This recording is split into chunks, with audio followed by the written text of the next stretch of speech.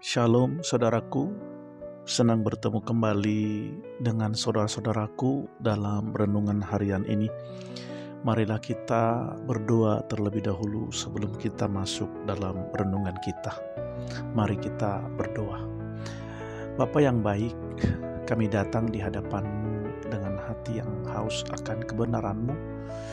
Tenangkan pikiran kami, buka telinga rohani kami, dan siapkan hati kami untuk menerima kebenaran firman-Mu. Singkirkanlah segala gangguan dan nyalakan kembali api kasih dan iman dalam diri kami. Berbicaralah ya Tuhan, sebab kami siap mendengarkan-Mu. Di dalam nama Yesus Kristus kami berdoa dan bersyukur. Haleluya. Amin. Saudaraku, hari ini kita akan berbicara tentang satu tema, ketika Tuhan mengukur keseriusan, yang didasarkan pada 2 Raja-Raja 13 ayat 18 sampai 19. Demikian firman Tuhan. Sesudah itu berkatalah ia, ambillah anak-anak panah itu. Lalu diambilnya. Setelah diambilnya, berkatalah Elisa kepada Raja Israel, pukulkanlah itu ke tanah. Lalu dipukulkannya 3 kali, kemudian ia berhenti. Tetapi gusarlah abdi Allah itu kepadanya serta berkata, seharusnya engkau memukul 5 atau 6 kali. Dengan berbuat demikian, engkau akan memukul Aram sampai habis lenyap. Tetapi sekarang hanya 3 kali saja engkau akan memukul Aram. Amin. Saudaraku, bayangkan satu ruangan senyap, langit tampak kelabu. Di dalamnya ada seorang raja muda bernama Yoas, berdiri di hadapan seorang nabi tua yang sedang terbaring menanti ajalnya, yaitu Elisa. Yoas bukan sekadar bertamu, ia datang membawa kegelisahan bangsanya, ketakutan pada kekalahan, dan secercah harapan akan pertolongan dari Tuhan. Dan Elisa, meski tubuhnya rapuh, jiwanya masih menyala. Ia tidak memberikan petuah panjang, ia tidak menceramahi, ia hanya memberi satu perintah simbolis, satu ujian kecil, satu momen yang akan menentukan masa depan Yoas dan bangsanya. Ambillah anak panah dan pukulkanlah ke tanah. Yoas mengambil panah itu dan memukul 1, 2, 3. Lalu ia berhenti, diam. Suara nabi tua itu menggema keras di ruangan. Seharusnya 5 atau 6 kali, maka engkau akan mengalahkan musuhmu sampai habis. Tapi karena kamu hanya 3 kali, kemenanganmu hanya separuh. Musuhmu tidak akan lenyap dan bangsamu akan terus berperang. Pertanyaannya, kenapa Elisa marah besar? Bukankah Yoas sudah menuruti perintah? Ia sudah memukul. Bukankah itu cukup? Ternyata tidak, saudaraku.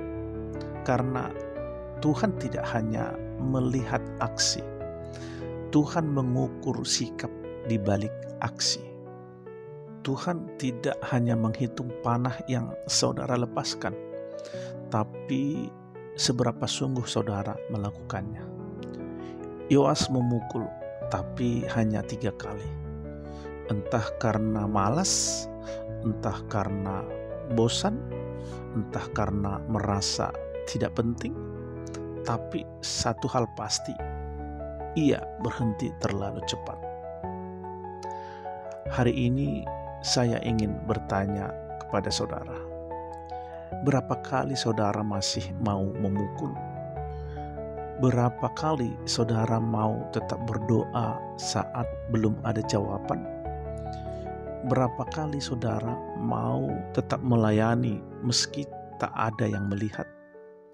Mungkin saudara berkata, saya sudah mencoba, saya sudah berdoa, saya sudah memberi, tapi mungkinkah saudara berhenti di pukulan ketiga? Saudaraku, ada seorang wanita tua di jemaat yang dikenal setia.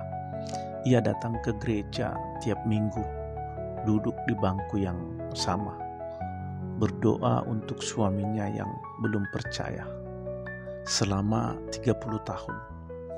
Banyak orang berkata, untuk apa?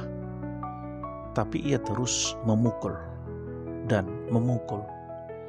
Tahun ke-31, saat tubuhnya mulai lemah, suaminya bertobat dan memberi hidupnya pada Kristus. Apa jadinya jika ia berhenti di tahun ke-25 atau di tahun ke-29? Saudara terkasih, Tuhan bisa memberi kemenangan penuh, tapi kadang kita sendiri yang membuat sabotase berkat itu karena kita berhenti terlalu cepat. Kalau saudara hari ini sedang berada di batas terakhir, kalau saudara merasa lelah, kecewa, dan ingin berkata, cukup Tuhan, dengarkan suara Tuhan yang lembut. Jangan berhenti di pukulan ketiga. Aku masih bekerja. Saudara terkasih, bagaimana caranya terus memukul? Yang pertama, berdoalah seperti bahwa ini doa terakhirmu. Jangan doakan pasanganmu, anakmu, usahamu dengan doa yang asal-asalan. Berdoalah seolah-olah itu satu-satunya panah yang kamu punya.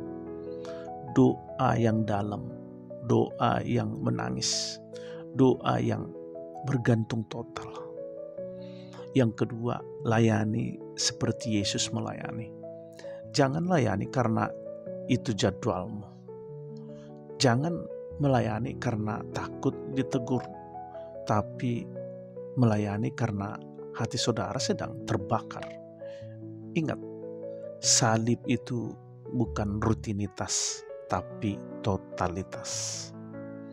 Yang ketiga, bangun kembali api yang padam. Nyalakan kembali api yang padam. Jika saudara tahu saudara sedang dingin, jangan diam. Bangun pagi lebih awal, cari Tuhan lebih sungguh. Kadang hidup saudara berubah bukan karena satu mujizat besar, tapi karena satu pukulan ekstra yang saudara lakukan dengan iman. Saudara terkasih dalam nama Tuhan Yesus Kristus, bayangkan jika Yesus hanya mendoakan kita sekali dan menyerah.